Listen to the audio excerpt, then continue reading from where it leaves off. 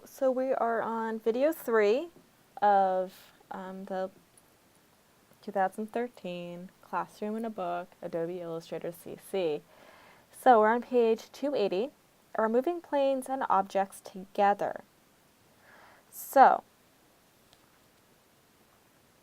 we're going to hit Control-Shift-I for Windows or Command-Shift-I for Mac to show the perspective grid again. And make sure you're actually in Illustrator. So pull that open, and we're going to zoom in on the lower left corner of the original box to select it slowly. So we're kind of zoomed in, and we're going to click, or make sure we're on the perspective selection tool, the little pointer in the box. And we're going to kind of, this pointer's changing to where the arrows are going both left and right, and drag it to the right until the D.5 inch appears in the measurement label, and release it with the mouse button.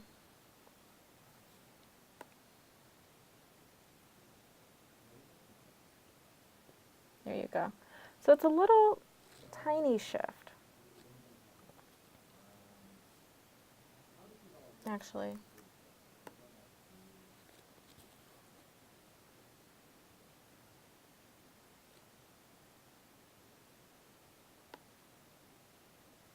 there we go. That's what we wanted to change.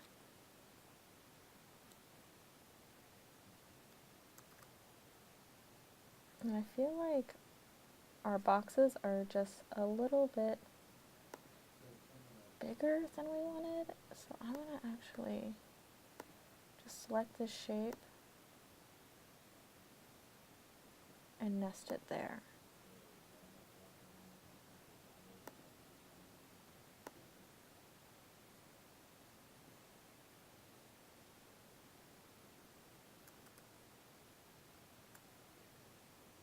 And it's bothering me, so I'm going to do my direct selection tool.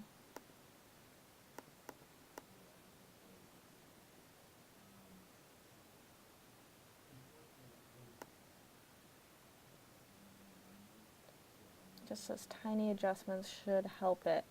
Okay.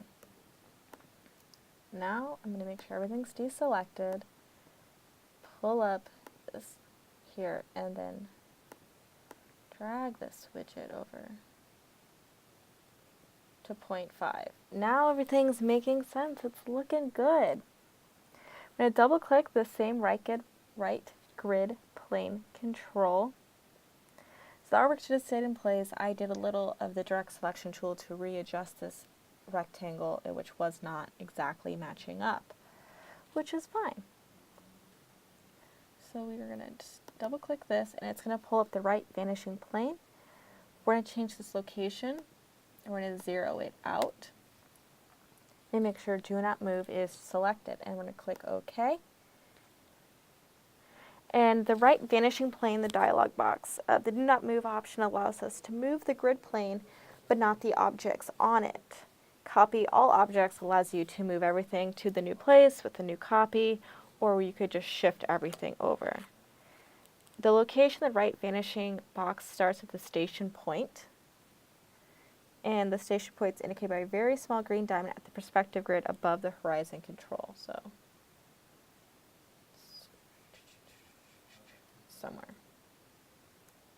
We'll worry about it later. It's actually that green diamond. So we're on page 282, and with perspective selection tool, we're going to double click the left grain. It's this one right here.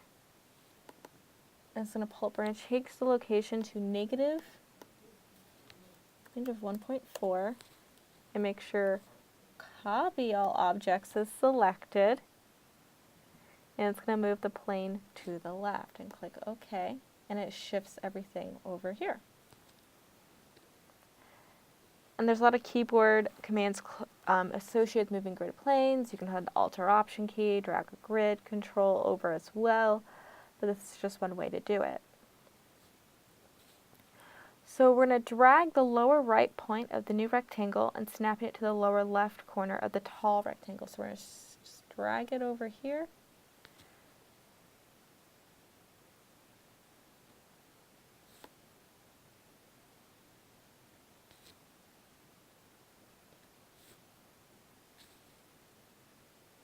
And then to drag the upper right up to the upper right corner up here.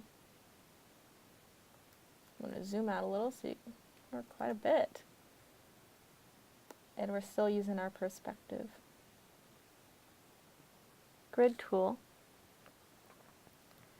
And we're going to drag the left middle point. So here it's kind of like when we're resizing regular rectangles, but we're using the perspective grid. And we want the width of 0.65.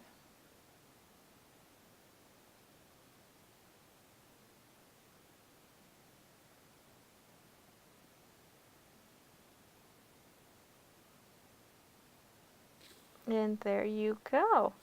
So we're going to do a file save. Now what we're doing kind of when you're creating these 3D shapes, notice this one has a top and this one does not. I'm just going to do the selection tool. But since we are on the worm's eye, since it's taller, we would not see it. Since it's below the midpoint, we would see the bottom. So think about the perspective. Since the top of the box is above that midline, we're not going to see the top of this building, this box. Since it's below the horizon, we can see the bottom. We can see everything underneath. We would not see the bottom. Now, if this was shifted above the midpoint, we would see what was underneath. The next what we're going to do is bring in content into perspective. We're on page 283. So with the perspective grid selection tool, this one right here, or Shift V, we're going to select the right grid right there. And we are going to drag one of the flowers off the left lower corner. So sometimes, remember, we have objects outside of our artboard. That's fine. We're going to drag it in to the center. And we're just dragging one of the flowers.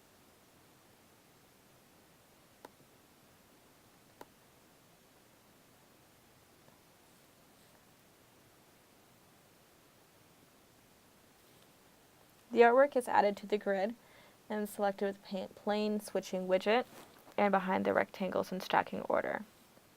So we're going to go to Object, Arrange, Bring to Front to bring it up front so we can see it above. We're going to zoom in here.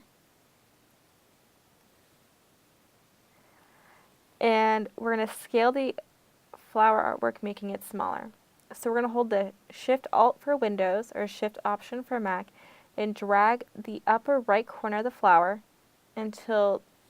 towards the center until approximately width of 1.5. So we're holding down Shift and Option, right corner, and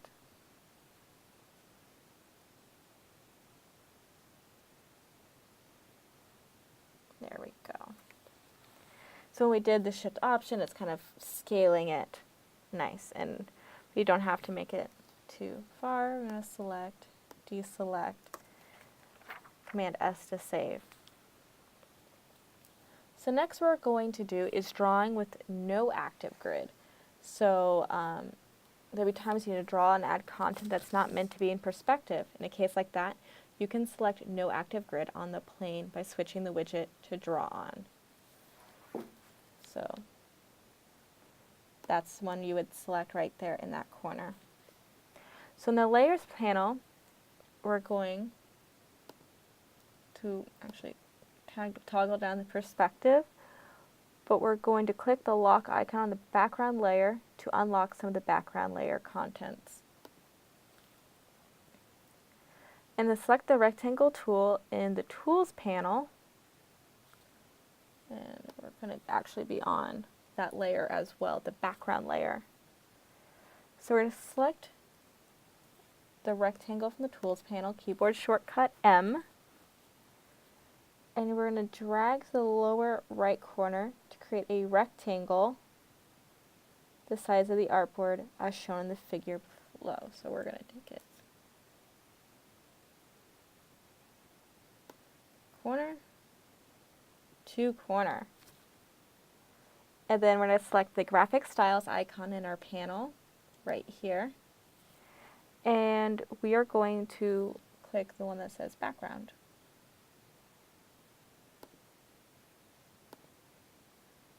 Should be this one right here. And we're applying that style. And we're going to do object, arrange, send to back. Now what we just did is we created an object, and we did for a background fill, and it has this style to it, this sort of gradient, this drop shadow. However, when you're creating objects, remember the default background is going to be white. So if you want a color or a gradient or a pattern background, you're going to have to use a shape to create that illusion. We don't have the fill tool like we do in Adobe Photoshop that a lot of people really enjoy using. So we're going to lock that background layer again, just so we don't accidentally move this rectangle. And we're going to go make sure everything is deselected. So we're going to take a pause on this video because it's going to get into text. So I'll see you for the next video.